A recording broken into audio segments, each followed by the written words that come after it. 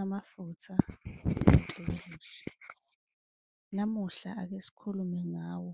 Obuzile nje kwi-comment uthe ucela ukubuza ukuthi enziwa kanjani.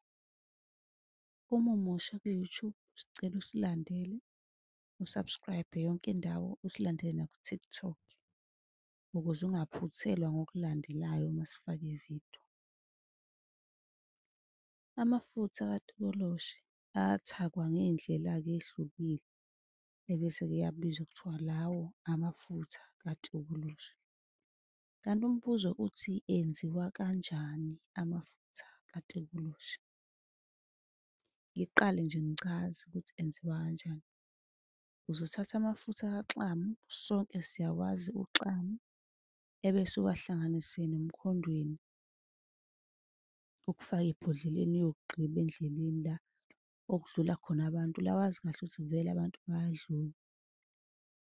Lezi thunzi bephithizela mhlampe iy'nsuku eziwu-7 noma eziwu-10 abantu.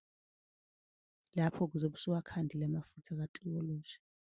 Kodwa-ke ngoba ulwazi phela akumele silwazi, yingakho kumele siye kubantu siyokhipha izimali lezi eziyigidi ey'ningi. Kodwa-ke ziningi iy'ndlela enziwa ngawo ngingasho kanjalo. Uma unombuzo ungasibuza kwi-comment noma uma kukhona ofisa ukuphawula ungaphawula kwi-comment ukuze noma ngabe inini masiyibona i-comment si-reply.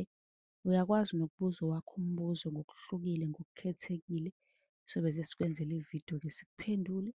Ividiyo leyo siyifaka ku-YouTube. Okwakho ukuthi u-subscribe ukuze ngokulandelayo uma kuphostwa ividiyo ingene i-notification.